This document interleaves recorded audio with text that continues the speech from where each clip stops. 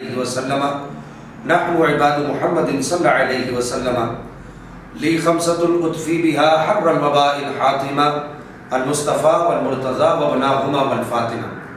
آج کل social media پر پیر سید عبد القادر شاہ صاحب کی ایک تقریر بڑی گردش کر رہی ہے، جس میں انہوں نے سیدنا صدیق اکبر رضی اللہ عنہ وارضہ عنہ کی افضلیت کے عقیدے پر قدغن لگانے کی کوشش کی ہے۔ آپ تمامی احباب تقریباً وہ تقریر سن چکے ہوں گے۔ میں یہاں پر اس تقریر میں جو ان کے پیش کردہ جو دلائل ہیں ان میں جو سکم پایا جاتا ہے میں وہ عرض کرنا چاہتا ہوں۔ سب سے پہلی بات یہ یاد رکھیے کہ پیر سید عبد القادر شاہ صاحب کی اپنی ایک کتاب ہے زبدۃ التحقیق، اور تقریباً تمام لوگ اس کتاب سے واقف ہیں، علماء کا ان کا جانتا ہے۔ اس کتاب کے بالکل آخری صفحے پر پیر سید عبد القادر شاہ صاحب نے ایک قانون لکھا ہے۔ موصوف لکھتے ہیں کہ مسئلہ افضلیت چونکہ عقیدے کا مسئلہ ہے، لہذا عقیدے کے مسئلے میں دلائل قطعیہ درکار ہوں گے۔ دلائل قطعیہ سے نیچے کے درجے کی کوئی بھی چیز مسئلہ عقیدہ کے لیے افادہ نہیں کرتی، یعنی فائدہ نہیں دیتی۔ تو میں یہاں پر یہ سوال کرنا چاہوں گا کہ موصوف کی جو تقریر میں وہ امام زید کا قول پیش کر رہے ہیں، اور امام زید کا قول پیش کر کے یہ کہہ رہے ہیں کہ جی امام زید کا یہ عقیدہ تھا کہ آپ مولا کائنات مولا علی کرم اللہ تعالی وجہ کریم کو افضل مانتے تھے، تو کیا تفضیلیوں کے پاس باقی دلائل کتاب و سنت کے ختم ہو گئے؟ مسئلہ افضلیت میں وہ کتاب و سنت سے دلائل دینے سے عاجز آ گئے کہ اب وہ امام زید کے قول کا سہارا لے رہے ہیں؟ نمبر دو، امام زید تک عبد الکریم شارستانی جن کی کتاب کے اندر یہ بات لکھی ہے، امام زید تک عبد الکریم شارستانی کا کوئی بھی باسند حوالہ نہیں پہنچتا۔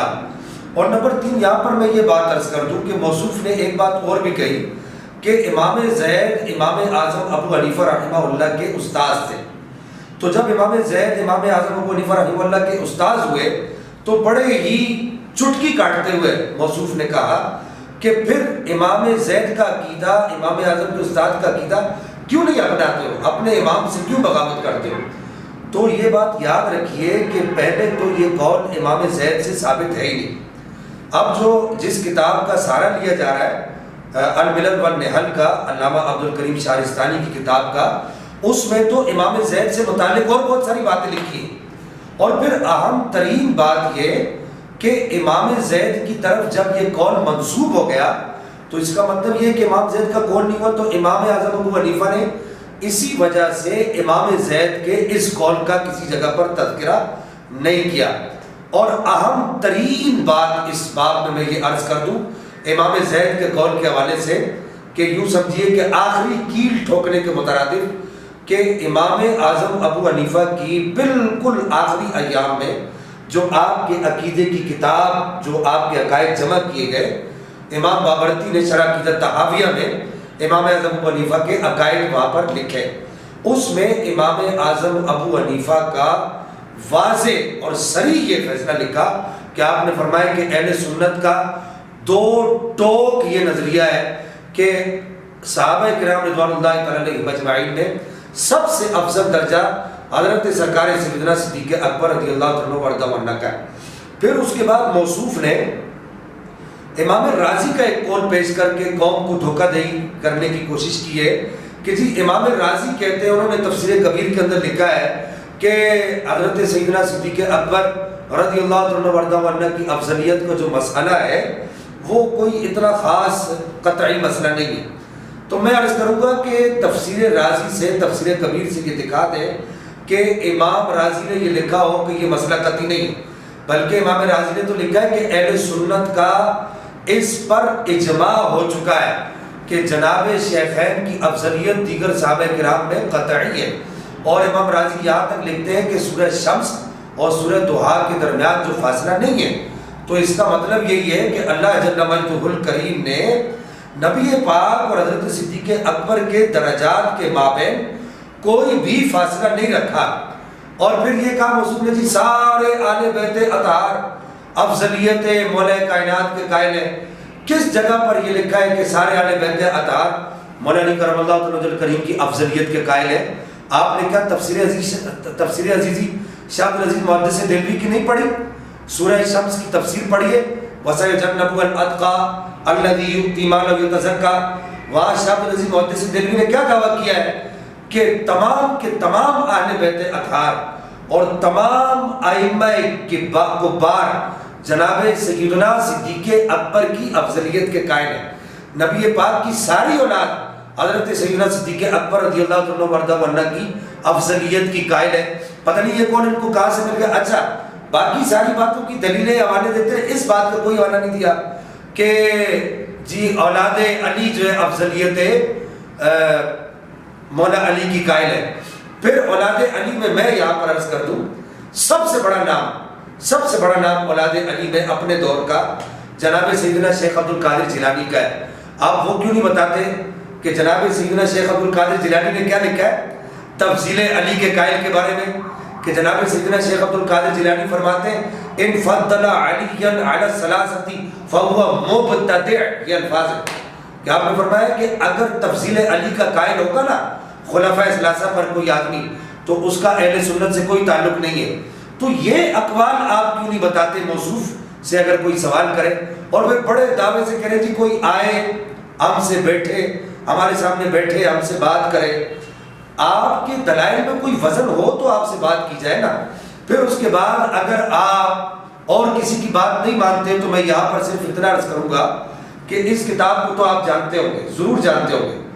یہ کتاب اعلیٰ حضرت مجدد گولڑا رئیس المجددین حضور سیدنا پیر علی شاہ صاحب رحمہ اللہ کی کتاب ہے۔ ذرا اس کا صفحہ نمبر 22، اس کا یہ جو لال گدے والا ایڈیشن ہے اس کا صفحہ نمبر 22، اور جو کالے گدے والا ایڈیشن ہے اس کا صفحہ نمبر 23 بھی دیکھ لیجئے گا۔ اس کے اوپر حضور سیدنا پیر علی شاہ صاحب نے کیا لکھا کہ اعلیٰ حضرت پیر علی شاہ صاحب ارشاد فرماتے ہیں کہ شیخین کی افضلیت اس جماعت پر جو فتح مکہ کے بعد مسلمان ہوئے منطوق آیت سے ثابت ہے۔ یہ مسئلہ تفضیل کا حل کہ آپ نے فرمایا کہ مسئلہ آیتوں سے حل ہوتا ہے، مسئلہ منسوب جھوٹے اقوال سے حل نہیں ہوتا۔ کیا آپ کہتے امام زید کہتے تھے تو اس کو ثابت تو کریں، اور پھر امام زید کا قول پھر کہاں وہ عقیدے کے باب کے اندر کیا اہمیت رکھتا ہے، اس کو آپ بخوبی جانتے ہیں کہ پیر علی شاہ صاحب رحمہ اللہ نے ارشاد فرمایا کہ منطوق آیت سے ثابت ہے، اور جماعت متقدمہ پر بمفہوم موافق یعنی جماعت متقدمہ میں سے جس کا انفاق و قتال مقدم ہوگا وہ سب سے افضل ہوگا۔ یہ پیر علی شاہ صاحب رحمہ اللہ نے آیت کریمہ جو لا یستوی منکم من انفق من قبل الفتح، یہ آیت کریمہ نقل کر کے جو پیر صاحب نے جو تفسیر لکھی ہے اس کے اندر آپ نے یہ ارشاد فرمایا ہے کہ یہ منطوق آیت سے ثابت ہے۔ یہ مسئلے آیتوں سے ثابت ہوتے ہیں، حدیثوں سے ثابت ہوتے ہیں، یہ مسئلے تفردات اور شاذ اقوال سے ثابت نہیں ہوتے۔ جیسے ابن عبد البر کا آپ نے ایک شاذ قول پیش کیا اور شاذ قول پیش کر کے کہا جی ابن عبد البر یہ کہتے تھے۔ ابن عبد البر کا وہ قول بھی بتایا جو انہوں نے جامع بیان العلم و فضلہ کے اندر لکھا ہے۔ انہوں نے کہا میں اپنے اس قول سے رجوع کرتا ہوں جو میں نے الاستیعاب کے اندر لکھا ہے۔ یہ کتنی بڑی علمی خیانت ہے، کتنی بڑی علمی خیانت ہے۔ کل بروز قیامت آپ عند اللہ کیا ماخوذ نہیں ہوگے؟ اللہ جل مجدہ الکریم ہمیں مسئلہ افضلیت کو سمجھنے کی توفیق عطا فرمائے۔ اور حضور سیدنا پیر علی شاہ صاحب نے جو آخری بات لکھی کہ آپ نے فرمایا کہ لہذا خلافت ان کی خلافت راشدہ ٹھہری، راشدہ و خاصہ ٹھہری، جس میں خلیفہ کا افضل ہونا ضروری سمجھا گیا ہے۔ اگر اعلیٰ حضرت امام احمد رضا خان رحمہ اللہ کی آپ بات نہیں مانتے نا، جتنے بھی آپ کے دھڑے کے لوگ ہیں، تو کم از کم پیر علی شاہ صاحب رحمہ اللہ کی تو بات مان لیجئے۔ اللہ جل مجدہ الکریم ہمیں عمل کی توفیق عطا فرمائے۔ وما علیہ الا البلاغ۔